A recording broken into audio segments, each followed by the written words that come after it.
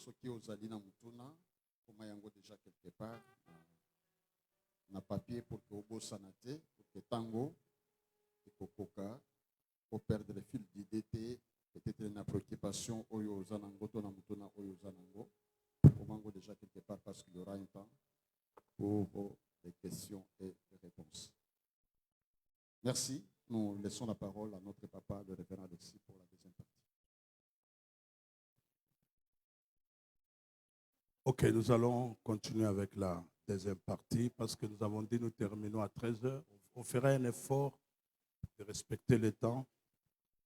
La deuxième partie, nous étions en train de parler sur le chapitre 2, les ennemis qui envahissent nos cœurs. On a parlé de la sollicitation du péché. Nous avons parlé de l'esprit de compétition. Maintenant, nous voulons parler de la jalousie. La jalousie. En fait, la jalousie tire principalement sa source de l'esprit de compétition et de la tendance à vouloir coûte que coûte se comparer pour savoir qui est le meilleur. Nous vous définissons la jalousie de trois manières. Nous définissons la jalousie de trois manières. C'est un sentiment de dépit ou de souffrance morale de voir quelqu'un qui avoir eu posséder quelque chose qu'on aurait voulu avoir, qu'on n'a pas eu. C'est-à-dire, c'est moi qui dois avoir ça, alors quelqu'un d'autre a eu ça, donc je commence à les jalouser, je commence à ne pas vouloir de lui. Ça, c'est la première définition de la jalousie. La jalousie aussi peut être définie comme peine et irritation éprouvée par le désir de possession des biens. C'est-à-dire, je désire que je dois avoir telle chose. Et si moi, je n'en ai pas que l'autre en a, je commence à jalouser la personne. Et c'est aussi la troisième définition, c'est que c'est un sentiment de crainte d'avoir à perdre ou à partager avec autrui un avantage dont on aimerait garder la propriété exclusive. C'est-à-dire, cet avantage-là, c'est moi. Je ne peux pas partager avec quelqu'un d'autre. C'est moi qui dois être là. Alors, le plus souvent, la jalousie est toujours un sentiment caché. Et très peu qui l'hébergent dans leur cœur reconnaissent sa présence. Donc, la jalousie, parfois, n'est pas quelque chose qu'on exprime comme ça, mais c'est quelque chose qui est caché dans son cœur. Quelque chose dans son cœur. Elle fait ceci, elle détruit et ronge le cœur qui l'héberge. C'est-à-dire, la jalousie provoque un sentiment de dépit et de souffrance, de voir l'autre avoir soi-même ce que moi je n'ai pas. Nous avons quelques exemples dans la Bible. Nous avons, premier exemple, l'exemple de Caïn. Genèse 4, 3 à 5. Au bout de quelques temps, Caïn fit à l'Éternel une offrande de fruits de la terre et Abel de son côté en fit de première-nés, mais l'Éternel porta un regard favorable sur Abel et sur son offrande. Mais il ne porta pas un regard favorable sur Caïn, sur son offrande. Caïn fut très irrité et son visage fut abattu. Vous voyez l'aspect. Dans 1 Samuel chapitre 18, versets 6 à 9, versets 19 et 29, c'est l'histoire de David. David dit, comme il revenait lors du retour de David, après qu'il ait tué les Philistins, les femmes sortirent de toutes les villes d'Israël au devant du roi Saoul, en chantant, en dansant, au son des tambourins et des triangles, en poussant des grands cris. Les femmes qui chantaient se répondaient les unes aux autres et disaient, Saoul a frappé ses 1000 et David ses 10 000. Saoul fut très irrité. Et cela lui déplut. Il dit, on en donne 10 000 à David et c'est à moi que l'on donne les 1000. Il ne lui manque plus que la royauté. Et Saoul regarda David d'un mauvais œil à partir de ce jour et dans la suite. Vous voyez, tout simplement, parce que lui n'a pas pu renverser Goliath, David l'a fait. Évidemment, ces femmes-là chantaient pour dire qu'écoutez, voilà ce que David a fait. David a tué ses 10 000, Saoul n'a que tué ses 1000. Et Saoul fut très irrité. Et dans la suite du temps, vous allez voir que Saoul s'était décidé de faire quoi? D'éliminer tout simplement David. Parce que c'est en fait ce que fait la jalousie. Vous avez l'histoire des frères de Joseph. La Bible nous dit quoi? Quand Joseph racontait dans Genèse chapitre 37, versets 3 à 8, quand il racontait l'histoire des gerbes au milieu des champs, quand il racontait ses frères lui dire, est-ce que tu régneras sur nous? Est-ce que tu nous gouverneras? Il les haït encore davantage à cause de ses songes, à cause de ses paroles. Parce que ses frères avaient compris que non, notre frère ici deviendra grand. À cause de ces songes qu'il a racontés, ils l'ont haï. Et dans la suite, regardez ce qui va arriver. Quand ils l'ont vu venir, qu'est-ce qu'ils ont dit? Voici le faiseur des songes, tuons-le. Heureusement, c'est Dieu qui l'a épargné. Vous voyez là où amène la jalousie. Vous voyez là où amène la jalousie. Parce que la jalousie, elle fait de nous un destructeur. Et cela de plusieurs manières. Soit que l'on travaille ouvertement pour que l'autre puisse perdre. Soit que l'on travaille de manière cachée pour cela. C'est-à-dire, comme je suis jaloux de lui, je fais tout pour qu'il puisse perdre. Je fais tout pour qu'il puisse connaître des problèmes, des humiliations. Mais c'est moi qui suis à la base. Je suivais un documentaire il n'y a pas longtemps. C'était, je crois que c'était sur Facebook, sur YouTube. Je suivais un documentaire. C'était l'histoire d'un jeune pasteur. Un jeune pasteur qui évoluait bien avec son église, dans la même ville. Maintenant, il y a eu dans la même ville un vieux pasteur qui était là aussi, mais ce vieux pasteur va constater que non, ce jeune-là évolue plus que lui. Et qu'est-ce qu'il a fait? Le vieux pasteur-là est allé chercher une prostituée dans cette ville, en donnant à cette prostituée beaucoup d'argent pour faire tomber le jeune pasteur. En tout cas, j'ai suivi cette histoire. Heureusement, les jeunes pasteurs, ceux qui l'ont sauvé, ce sont les membres de l'église. Parce que la prostituée, bien sûr, elle sait, parce qu'elle est venue avec cet esprit d'envoûtement, elle s'est plongée dans l'église comme venant pour prier, elle s'est approchée du pasteur, ainsi de suite, mais ce sont les membres de l'église. Un membre de l'église a été informé, je ne sais pas de quelle manière, il a tout fait pour mettre cette prostituée de côté. Le pasteur a été sauvé. Vous voyez la jalousie où ça mène. Parce que le vieux pasteur l'a supporté mal que l'autre puisse avoir du succès. Il faut qu'il tombe. Que lui reste là. C'est ça la jalousie. Ça pousse toujours à faire quelque chose de mal, de mauvais. Et la jalousie, elle est souvent cachée dans le cœur. Elle aveugle et nous rend insensibles. Même quand l'autre souffre, ça ne dit absolument rien. La Bible nous donne des exemples de gens qui ont été déformés par la jalousie et qui sont devenus des monstres sans cœur. Vous voyez les frères de Joseph, je l'ai dit, dans Genèse 37, 18 à 20, ils les virent de loin et avant qu'ils fût près d'eux, ils complotèrent de le faire mourir. Ils se dirent l'un à l'autre, voici le faiseur des songes qui arrive. Venez maintenant, tuons-le et jetons-le dans une des citernes. Nous dirons qu'une bête féroce l'a dévoré et nous verrons ce que deviendront ces songes.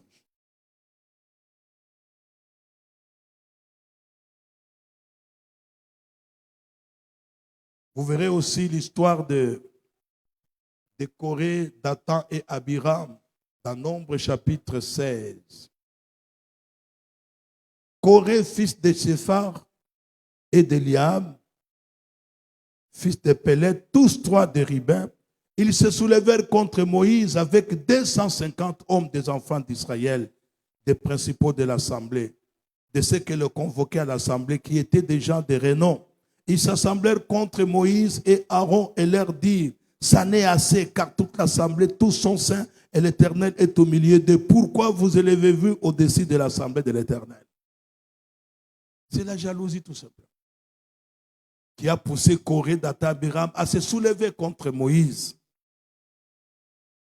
Vous voyez aussi l'histoire de David, comme je l'ai dit dans 1 Samuel chapitre 19, comment Saoul s'est engagé à tuer David. David a échappé à maintes reprises. Dieu l'a protégé. Tout simplement parce que Saoul avait laissé son cœur être envahi par la haine. Il a décidé de tuer David. Et surtout qu'il était roi, qui pouvait l'en empêcher? Il avait tous les moyens. Que ce soit sur le plan militaire, stratégique, des gens qu'il pouvait envoyer. Mais dans tout ça, Dieu a protégé David. David a été protégé par Dieu. Vous verrez même que Saoul s'en est pris à son fils Jonathan qui était en train de protéger David, qui lui donne des informations. Il s'était pris contre son fils Jonathan. Maintenant, la grande question qu'on peut se poser, est-ce qu'il y a moyen d'éviter la jalousie ou de la vaincre? La réponse est oui. L'apôtre Paul, l'apôtre Pierre, dans 2 Pierre 1,3, fait une déclaration lorsqu'il dit, comme sa divine puissance nous a donné tout ce qui contribue à la vie, à la piété, au moyen de la connaissance de celui qui nous a appelés par sa propre gloire et par sa vertu. Mais lorsque la jalousie a voulu s'irriter dans le cœur ainsi que dans la vie de Caïn, le Créateur lui a dit, mets-toi et domine sur ça, domine sur la jalousie. N'accepte pas que la jalousie envahisse ton cœur contre ton frère. N'accepte pas. Parce que c'est là, vous voyez par exemple, quand nous parlons de l'histoire même de Judas.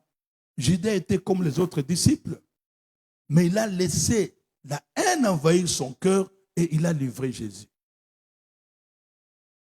Quand on laisse certaines choses envahir votre cœur, les gens vont s'étonner. Ah, mais il est serviteur de Dieu, comment il fait ça? Effectivement, parce que son cœur est envahi par ses ennemis.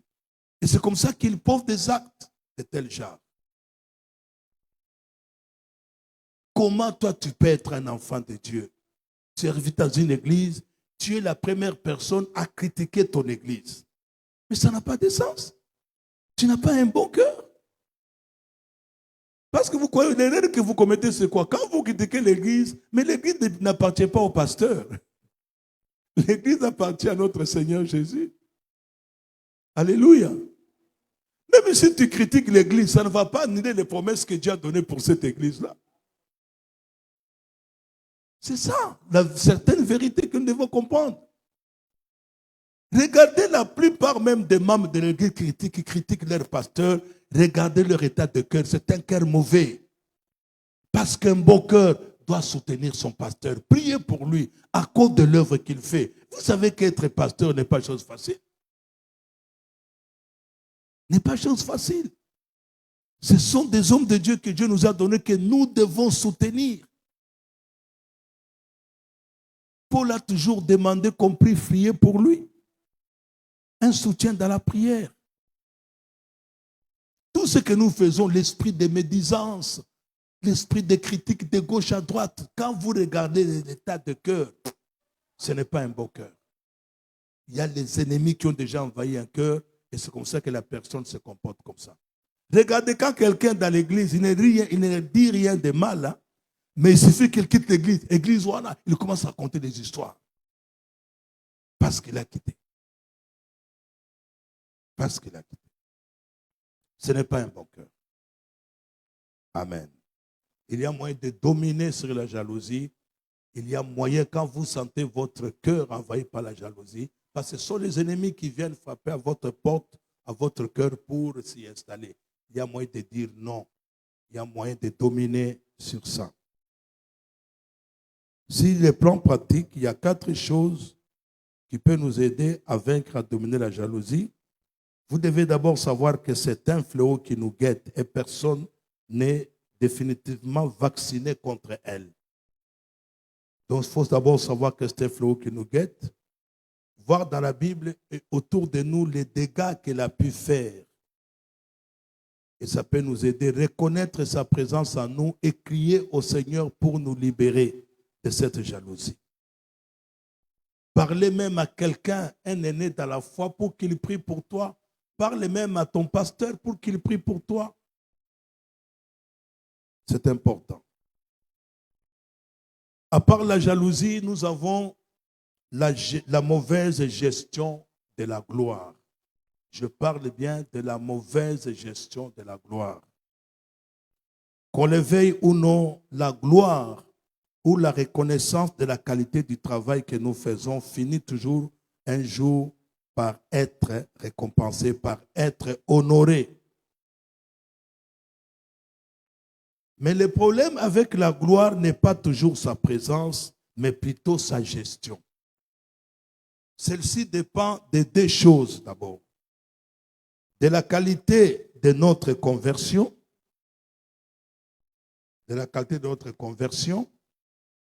et aussi de la connaissance que nous avons de nous-mêmes, c'est-à-dire nous reconnaissons que nous ne sommes pas et nous ne pouvons pas être la source de ce qui sort de nous, que les gens apprécient.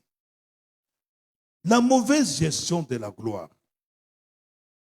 Vous savez, ici on ne parle pas de ne pas avoir la gloire, non, on parle de la mauvaise gestion. C'est-à-dire, tu as fait un travail, Dieu t'a utilisé, Dieu t'utilise. Tout le monde sait que cet homme-là, Dieu l'utilise. Parce qu'au début, la personne ne te connaissait. Maintenant, on commence à te connaître, on commence à t'apprécier. Maintenant, comment tu te comportes? Parce que là, maintenant, les gens, quand ils reconnaissent la qualité de ton travail, les gens ont les yeux fixés sur toi. Maintenant, comment tu te comportes? C'est là la mauvaise gestion de la gloire. C'est-à-dire, l'homme a toujours tendance à s'approprier la gloire. Amen. Je vais vous raconter ce témoignage d'un jeune pasteur. Il y a quelques années, je crois, il y a plus de 15 ans, il y a un jeune pasteur qui a une église vers Bandal, en allant vers la prison de Centrale de Makala, en allant vers Selemba, Bambole, voilà, je crois. Ces jeunes pasteurs étaient venus étudier à notre institut. Ils suivaient la formation théologique. Alors, ce jeune pasteur m'a invité. Il dit, non, pasteur, prof, tu ne peux pas venir prêcher dans notre église. Oui, je vais venir prêcher dans votre église. Il m'a donné le programme pour que j'aille prêcher là-bas un dimanche. Et le dimanche, je me suis apprêté, je suis allé. Le culte commence à 9h. Moi, j'étais arrivé, je crois, à 8h45 avant 9h. Le culte a commencé, j'étais là. Le protocole m'a installé au bureau du pasteur. Ils m'ont dit que non, tu dois attendre le pasteur. J'ai attendu jusqu'à 9h30. Le pasteur n'était pas là. J'ai dit au protocole, mais je dois entrer au culte. Il dit non. Papa a dit, avant que tu entres, il doit être. J'ai dit non. Ça, mais je suis aussi enfant de Dieu. Je suis pasteur. Dieu a besoin aussi d'adorer, de louer Dieu. Bien que je vais prêcher, mais j'ai besoin de les célébrer aussi. J'ai dit, écoutez, si vous refusez que j'entre au temps, mais que je rentre alors. Parce que moi, j'ai l'habitude de participer au culte. Alors, ils étaient dans l'obligation de me laisser entrer au culte. Je suis entré au culte. Nous avons commencé à adorer, louer, jusqu'à 11h. À 11h, je constate qu'il y a un signal qui est donné. Tout s'arrête. C'est-à-dire, Koyemba Bakati, protocole en position. Oh, je regarde, mais Seigneur, je vois le pasteur maintenant entrer. Et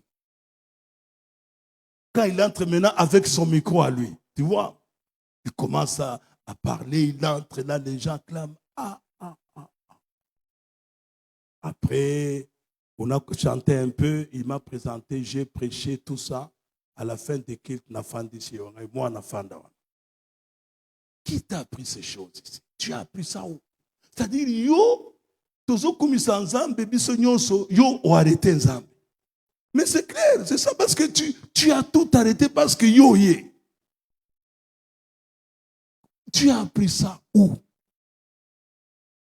J'ai commencé à donner des conseils, dit non. toi aussi, tu dois adorer Dieu. C'est-à-dire, d'abord, tu es pasteur, tu dois venir le premier requête. Tu dois venir à temps. Tu sais que ce jeune homme est venu me remercier. Bon, je ne sais pas, vous voyez, c'est ça la mauvaise gestion de la gloire. C'est-à-dire, Zamba Sali Ngolo, l'église évolue bien sûr, comme il m'a choisi place en Zambie. Non! C'est ça les dangers que nous connaissons aujourd'hui, bien-aimés. Les dangers que nous connaissons aujourd'hui, c'est ça. Regardez même dans la Bible. Je vais prendre quelques exemples dans la Bible. L'exemple dans le Nouveau Testament des gens qui ont donné la gloire à Dieu. Le premier exemple, je n'ai pas le temps de le lire, vous allez lire dans Actes chapitre 3.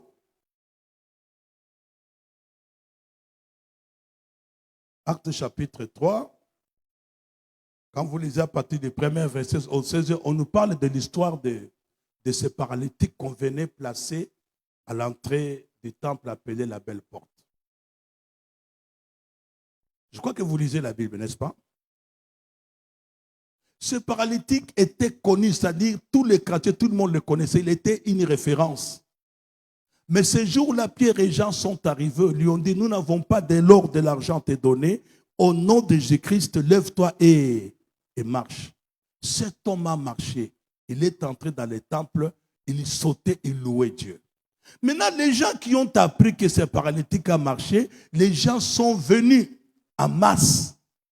Lisez bien la Bible. Ces gens-là sont entrés dans les temples. Et ils avaient les regards fixés sur qui? Sur Pierre. Pierre va prendre la parole. Lisez la Bible. Pierre dit, écoutez, ne me regardez pas moi. Parce que cet homme n'a pas marché par mon nom. Pierre, non. Moi, je n'ai pas la puissance de le guérir. Mais c'est Jésus de Nazareth qui a fait que cet homme puisse marcher. Vous voyez, Pierre ramène les gens vers qui? Vers Jésus, parce que c'est à lui que la gloire doit revenir.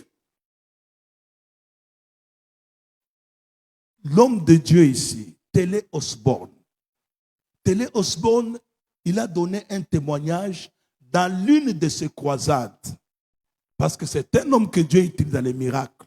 Dans l'une de ses croisades, lui-même aussi était étonné. C'est-à-dire, il a prêché, il a prié. Maintenant, au moment des témoignages, il va voir un jeune homme qui amène son père. Ils ont pris le micro. Le jeune homme a dit que non. Le papa a dit que non. Quand on m'a amené ici, vous voyez, nous marchons les deux pieds devant, non? Lui avait les pieds tournés à l'inverse. Maintenant, quand la prière, Osborne faisait la prière, ses pieds sont redevenus normaux. Quand il a témoigné, même Osborne était étonné. Osborne a dit, rendons gloire à qui? À Jésus. Osborne n'a pas dit que c'est moi qui ai fait ça. Bien aimé dans le Seigneur, nous nous approprions trop là. Regardez même les témoins dans les églises. Naya kiawa epa ya papa, papa sambeli po nangai nabiki. Ndasayi kobe la natali photo ya papa nandako nabiki. Oh. Est-ce que vous comprenez quelque chose? C'est ça, s'approprier la gloire. Et vous savez, la mauvaise gestion de la gloire amène tout simplement à l'orgueil. Moi, je pense, quelle que soit la manière dont Dieu peut t'utiliser, reste humble. On reconnaît un homme de Dieu par l'humilité, pas par l'arrogance, pas par l'orgueil. Quand vous lisez même plus loin ici, vous allez voir. Regardez ce qui va se passer avec Paul dans Acte 14, 8 à 14, à Lystre. Il avait dit qu'il y avait un homme impotent qui avait des pieds boités de naissance, qui n'avait jamais marché. Il écoutait parler Paul, fixant les regards sur lui et voyant qu'il avait la foi pour être guéri et d'une voix forte, Paul lui dit, lève-toi sur tes pieds, cet homme va marcher. Cet homme va marcher. À la vue de ce que Paul avait fait, la foule va crier, ah! Il faut qu'il y ait dans leur langue, les dieux sous une forme humaine sont descendus vers nous. Ils appelaient Barnabas Jupiter et Paul Mercure, parce que c'était Paul qui portait la parole. Le prêtre de Jupiter voulait même offrir des sacrifices Paul a déchiré ses vêtements. Il dit, ne faites pas ça. Nous sommes des hommes comme vous. Vous n'allez pas offrir de sacrifices. Alors nous ne sommes pas des dieux. Nous n'allons pas prendre la place de Dieu. Regardez les apôtres, comment ils étaient humbles. Ils étaient humbles. C'est ce qui nous manque aujourd'hui. La mauvaise gestion de la gloire. J'ai vu des jeunes serviteurs, ce n'est pas mauvais. Se promener avec des protocoles, à Simbi les mallettes, à Simbi et tout ça. Parce qu'il a commis grand. Et on t'a dit que si tu deviens grand, tu dois avoir des protocoles autour de toi, tu vas comprendre partout. Parce que tu es devenu grand. Même s'ils ont des programmes, il faut qu'ils accompagner. Pourquoi ne pas prendre même un frère qui peut t'accompagner? Kakaba sœur. Parce qu'on cherche la gloire.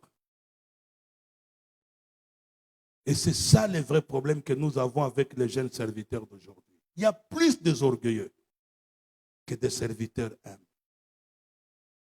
Soyons humbles. Jeunes serviteurs, soyons humbles.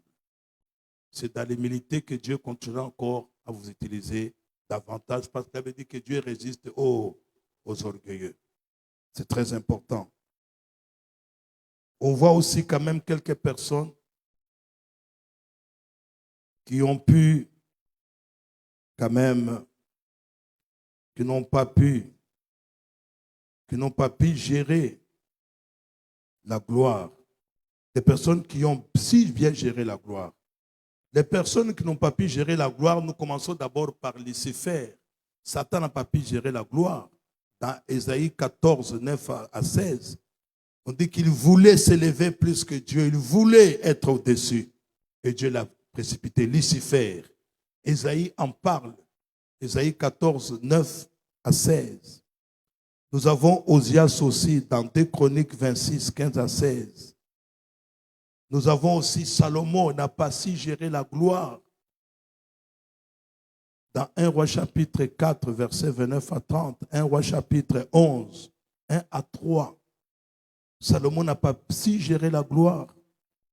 Nous avons Hérode, qui même ça a commencé à se vêtir d'avis royaux. Exode, c'est Acte chapitre 12, versets 21 à 23. Qui s'écria, là c'est la voix d'un Dieu, le peuple qui va s'écrier et non d'un homme. Au même instant, un ange du Seigneur le frappa parce qu'il n'a pas su gérer la gloire. Exemple des personnes qui ont bien géré la gloire, nous avons l'exemple de Job. Job a su gérer la gloire. Regardez les gens comme Job là, malgré tout ce qu'il avait, mais il était un homme intègre, un homme craignant Dieu. Un homme craignant Dieu. Dans Job chapitre 1, verset 1 à 5, vous avez Pierre et tous les apôtres ont su gérer la gloire. Vous avez Philippe dans Acte 8, il a pu gérer la gloire. Vous avez même dans Acte 19, 11 à 18, comment les apôtres, surtout Paul, a pu gérer la gloire. Parce que vous savez, avec ce que Dieu a fait des apôtres bien-aimés dans le Seigneur, ils ne se sont jamais glorifiés. Avec tout ce que Dieu a fait pour eux. Ils ne se sont jamais glorifiés. Nous voyons l'exemple de notre Seigneur Jésus-Christ lui-même. Il savait gérer la gloire. Quand vous lisez dans Marc chapitre 1, 27 à 29, quand vous lisez aussi Marc chapitre 6, versets 54 à 56, donc le Seigneur aussi a pu gérer la gloire. Dieu avait demandé aux enfants d'Israël pour terminer la mauvaise gestion de la gloire. Dieu avait demandé aux enfants d'Israël dans Deutéronome chapitre 8, versets 10 à 14, en leur disant, quand vous mangerez, quand vous rassasierez, tu béniras l'Éternel ton Dieu pour le bon pays qu'il t'a donné. Garde-toi d'oublier l'Éternel ton Dieu au point de ne pas observer ses commandements, ses ordonnances et des lois que je te prescris aujourd'hui. Donc n'oublie pas l'Éternel, ton Dieu, à cause de tout ce qu'il a fait pour toi. Donc nous devons savoir gérer la gloire. Il est vrai, on peut faire un travail de qualité. Même quand les gens t'apprécient, glorifie Dieu parce que c'est Dieu qui agit à travers toi. Hein? Les gens peuvent toujours t'apprécier, mais une chose aussi est vraie, il faut être sage. Les gens ont toujours tendance à te pousser vers des choses qui ne sont pas bonnes, comme ils l'ont fait avec Aaron. C'est le peuple qui a demandé à Aaron, c'est Moïse qui est allé à la compte de Dieu, il a beaucoup traîné. Fais-nous un Dieu qui doit marcher devant nous. Et Aaron a obéi à cela. Et vous savez, aujourd'hui, nous avons plus de fanatiques que de véritables chrétiens. Et le fanatisme peut pousser les gens à chercher à te porter très haut. Il faut refuser ces choses. Boya yango. Boya yango. Je me souviens une fois où on avait la côté fille ici, il y a un frère qui a composé cantique, on a mis mon nom. J'ai dit, frère, ne joue pas avec ça. C'est très dangereux. Tu mets mon nom pourquoi? Est-ce que c'est moi qui suis mort à la croix pour vous? Je lui ai dit clairement, j'ai dit, enlève ces cantiques-là. Oh non, c'est la côté fille. J'ai dit, non, non, non, non, chantez pour Dieu, pas pour moi. Vous voyez, parfois des sentiments poussent les gens à faire des choses qui ne sont pas correctes. Il faut les redresser, les ramener sur la voie. Je vous dis la vérité. Parce que Dieu dit très bien, je ne donnerai pas ma gloire à quelqu'un d'autre. Quand tu commences à t'emparer de sa gloire, Dieu peut te frapper. Serviteurs, je sais que vous avez de l'avenir, les jeunes serviteurs.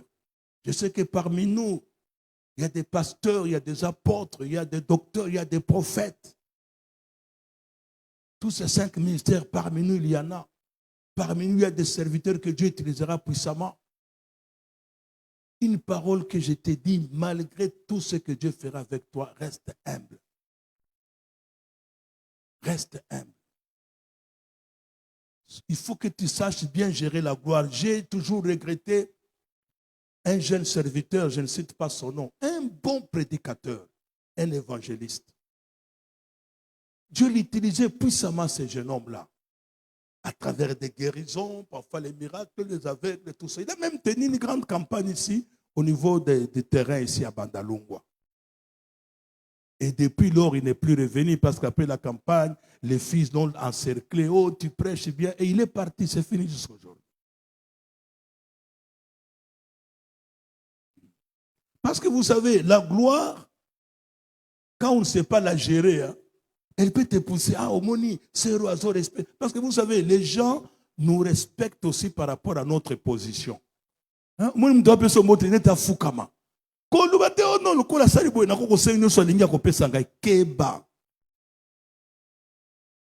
Parce que c'est là où les gens profitent de la position qu'ils ont.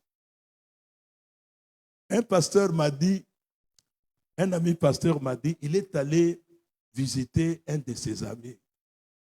Il est arrivé, c'était à la fin du culte, à Koutié na bureau. Tango funguli bureau ngabima, non, parce qu'à Koutié, akamati makomi bale ache na mesa, moni makomi bale na mesa, protocole azolongola sapato, protocole musa zolongola ye veste, musa oh, tango camarade anga kota moni ne wanga babi abi yakabi o zela. Omoni makambo nano komi na niveau na ngai te. Mukolo koma grand makambo eko salemela yo. Est-ce que c'est important sapato ko ngolanga moko te fo protocole ngolanga sapato? Ou bien moi c'est dans ko ngolanga ke protocole? Vous voyez, c'est ça, c'est-à-dire qu'à un certain niveau, on commence à se permettre certaines choses à cause de la gloire. Parce que vous voyez, la gloire risque de te pousser à faire des choses oyo et risquer et puis sans ambekanda. C'est comme ça, il faut bien gérer, ça dit bien te contenir. C'est très important ce que j'ai dit. Parce que tu étais moutumoko baïbaki okutute. Zamba bomba kiyo, tu étais dans les cargois, Dieu t'a gardé, Dieu t'a préparé. Vous savez, la mauvaise gestion de la gloire aussi, c'est quoi? Toi, tu es prédicateur. Les gens sont venus pour écouter la parole de Dieu. Les gens ne sont pas venus, costume et outil France. Est-ce que les gens sont venus pour ça? Vous voyez, ça montre même l'immaturité. Immaturité.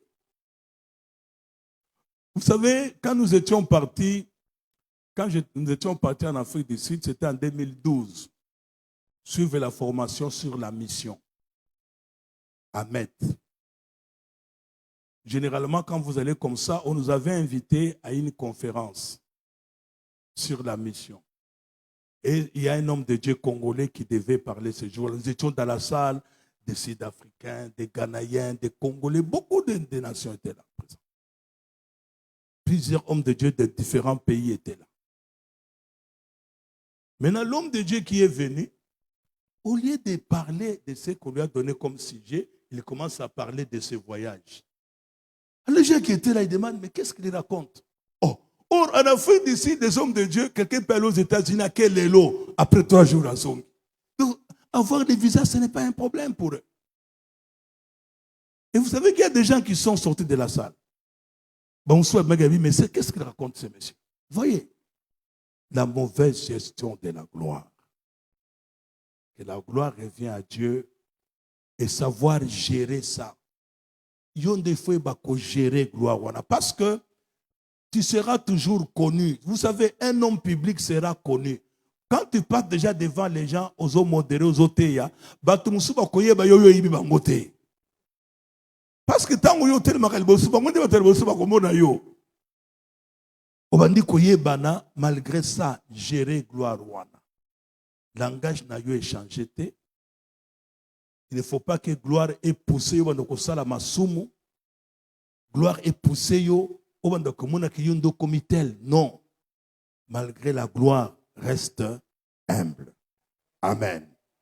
Alors, une autre chose que nous voulons parler, les ennemis, c'est une mauvaise conscience. Et je crois que c'est par là qu'on va terminer avec une mauvaise conscience. Après, on va faire la conclusion pour laisser le temps aux questions. Une mauvaise conscience. Dans 1 Timothée chapitre 1, verset 18 à 19, il avait dit, Paul dit à Timothée, les commandements que je t'adresse, Timothée, mon enfant, selon les prophéties faites précédemment à ton sujet, c'est que d'après elles, tu combattes le bon combat en gardant la foi et une bonne conscience. Cette conscience, quelques-uns l'ont perdue et ils ont fait naufrage par rapport à la foi. Paul exhorte Timothée de garder la bonne conscience. Donc, il mentionne une conséquence inévitable. Lorsqu'on perd une bonne conscience, on fait naufrage par rapport à la foi. Donc, ils ont perdu la foi. Qu'est-ce qu'est donc la conscience? La conscience, c'est un signal d'alarme interne qui nous avertit lorsque nous voulons dépasser les bornes ou les limites établies par Dieu. La conscience, c'est un signal qui crie, qui nous alerte de ne pas dépasser les limites fixées par Dieu. Lorsque nous sommes en train de le faire, lorsque cela arrive, ça nous met mal à l'aise. La Bible nous donne plusieurs exemples où la conscience comme signal d'alarme. Dans 1 Samuel 24, quand vous lisez, les gens de David lui disent, voici l'Éternel, ton Dieu, a livré ton ennemi entre tes mains. Traite-le comme bon te semble. David se leva et coupa doucement les pans du manteau de Saoul. Après cela, le cœur lui battit parce qu'il avait coupé les pans du manteau de Saoul. Il dit à ces gens que l'Éternel me garde de commettre contre mon Seigneur, loin de l'Éternel, une action telle que de porter ma main sur lui. Car il est loin de l'Éternel. Vous voyez, il voulait faire quelque chose de mal, mais sa conscience l'a reproché. Dans 2 Samuel 24 et 10, David sentit battre son cœur après qu'il a ainsi fait les dénombrements. Donc la conscience a toujours une manière d'agir et de fonctionner. Elle parle, elle avertit, elle s'exprime, mais elle ne nous arrête jamais.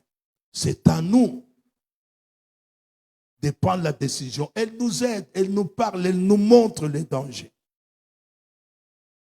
C'est très important. Regardez ce qui va se passer dans Jean chapitre 8.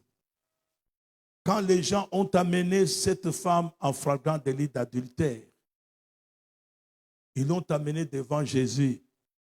Et ils ont dit à Jésus, malgré tout ce que cette femme a fait d'après la loi, on doit la lapider. Et chacun avait entre ses mains une pierre pour lapider cette femme. Jésus a dit, mais que celui parmi vous qui est sans péché jette le premier la pierre. Il avait dit, accusés par leur conscience, ils se retirèrent un à un. Donc, la conscience leur a fait voir que non, cette dame, c'est vrai, elle a commis ça. Et toi, de ton côté, qu'est-ce que tu as fait? Donc, la conscience est là pour nous avertir. Pour nous avertir. Dans sa façon de fonctionner, la conscience aime coopérer avec ceux et celles qui coopèrent avec elle. C'est-à-dire, plus elle vous parle, plus vous l'écoutez. Plus elle s'exprime. Mais moins vous l'écoutez et moins elle s'exprime jusqu'à ne plus parler. C'est-à-dire, si tellement elle vous avertit, vous continuez, elle peut vous laisser faire ce que vous voulez faire.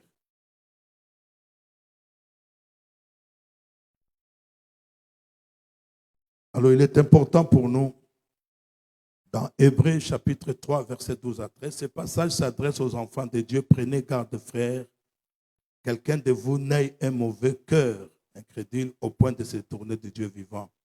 Mais exhortez-vous les uns les autres chaque jour aussi longtemps qu'on peut. La perte de la conscience n'est jamais un phénomène brusque et subi, c'est un phénomène lent, subtil et silencieux. Donc on peut perdre la conscience si on ne veut pas écouter. C'est quoi la conscience? C'est qu'elle nous reproche, c'est qu'elle nous avertit, c'est pour que nous puissions prendre cela au sérieux. Nous voyons ici des passages de ces versets qui nous montrent la conscience de l'homme en général peut avoir plusieurs états. Donc la conscience peut retrouver dans tel état. Par exemple, on peut être sans reproche. La conscience peut être en accord avec nous. La conscience peut être pure. La conscience peut être souillée. Elle peut être mauvaise. Donc il y a des choses que nous devons tout faire pour garder notre conscience. Parce qu'elle est là. Nous devons coopérer avec la conscience parce qu'elle nous aide. Il ne faut jamais rejeter ce que la conscience nous parle ou nous avertit. Alors j'aimerais aller à la conclusion. Dans la conclusion,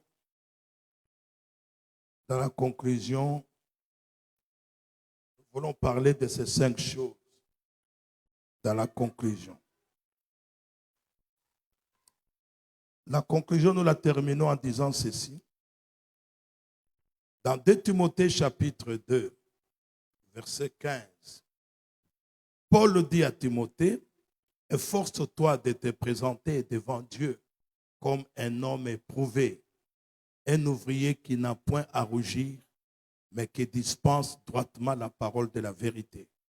Au travers de ces versets, il invite l'homme et le serviteur de Dieu à faire sa part en lui disant, efforce-toi de te présenter. La Bible français courant dit, efforce-toi d'être digne d'approbation aux yeux de Dieu. Et pour que cela arrive, il y a toujours deux parts, la part de Dieu ainsi que la part de l'homme. De la même manière aussi, Dieu, de sa part, aimerait nous aider. Mais il y a des choses aussi que nous aussi nous devons faire. En terminant cet enseignement, j'aimerais ajouter 5 notions supplémentaires comme conclusion et appendicite. Comme conclusion et appendice, je voulais dire ceci. 5 choses pour conclure. La première chose, c'est que le cœur du serviteur doit être disposé à servir. C'est-à-dire, le cœur d'un serviteur doit toujours se tourner vers les autres avec leurs besoins. Car notre maître était ainsi. Il avait ce cœur-là. Je suis venu non pas pour être servi, mais pour servir. Donc, ayons ce cœur qui doit être tourné vers les autres. Intéressons-nous aussi aux autres. Deuxième chose, le cœur du serviteur doit être conscient que c'est Dieu qui est la source de tout ce qu'on peut avoir comme capacité. Frères et sœurs, c'est Dieu-là qui est la source. Tu as besoin de l'onction, la capacité. C'est Dieu qui en donne. Il n'y a pas d'autre source. D'ailleurs, c'est Dieu-là qui t'appelle il te donnera toujours la capacité, l'onction pour que tu sois en mesure d'assumer la tâche ou la charge qu'il t'a confiée. Troisième chose, le cœur du serviteur doit être humble et reconnaissant, considérant le fait de servir Dieu ou d'être son serviteur comme un privilège, un honneur et même une faveur. Donc, le fait que tu es serviteur, c'est un privilège que Dieu t'a donné. C'est un honneur, c'est une faveur. C'est comme ça, il faut être humble parce que c'est Dieu qui fait de toi ce que tu es. Ce ne sont pas tes efforts. Ce ne sont pas des gens. Vous savez, dans le monde, il y a un adage que moi, je ne suis pas d'accord. Oui, mais nous disons que donc le cœur du serviteur doit être humble.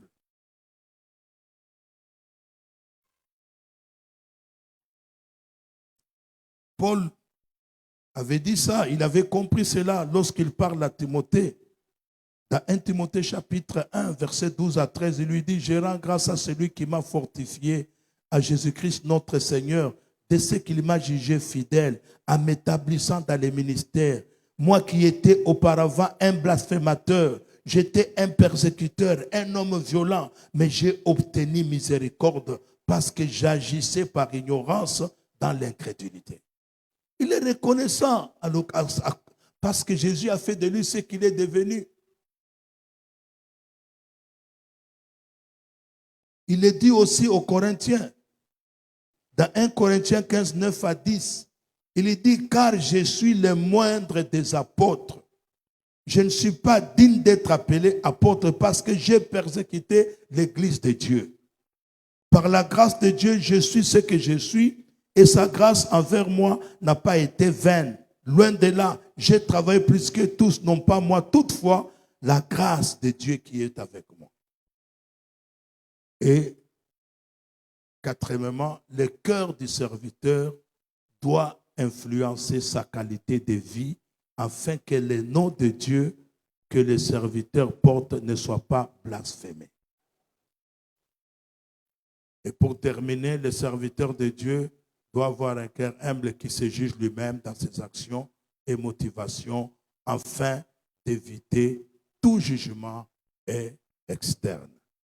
Voilà, c'est par là que nous concluons notre thème du jour, le cœur du serviteur de Dieu. Nous allons passer aux questions, mais nous prendrons aussi un moment dans la prière. C'est très important. Je laisse la place au modérateur. S'il y a des questions, nous allons répondre. Que Dieu vous bénisse. Est-ce que tu peux m'aider à acclamer très fort le roi de gloire? Acclamons, acclamons, acclamons, acclamons. Que Dieu soit loué. Vraiment un grand merci à papa pour cette conférence. Pour moi, une conférence qui a pas manqué, mais que je ne sais pas s'il y a quelqu'un qui a compris comme moi. Dans mon colomo, comme il donc, merci beaucoup, papa. Que Dieu vous bénisse. C'est comme nous l'avons dit, nous passons. Tout est bien noté, s'il vous plaît. Parce que tu connais la souka. S'il y a quelqu'un qui a une préoccupation, c'est technicien, s'il y a la possibilité de vous prêter le micro. S'il y a une préoccupation, une question, vous voulez poser une question, vous avez une préoccupation par rapport à la conférence sur laquelle les serviteurs de Dieu. S'il y en a, vous manifestez, comme ça on va vous donner le micro. Sautez maintenant les amis. Préoccupation sur les amis, manifestez-vous. On vous donne le micro pour que papa réponde. Apparemment, il n'y a pas de questions. Ok, merci. C'est que nous avons bien compris, nous avons bien saisi la matière. Il n'y a pas de questions. Nous voulons offrir à Dieu. Nous voulons offrir à Dieu, serviteur, ministre de Dieu, enfant de Dieu.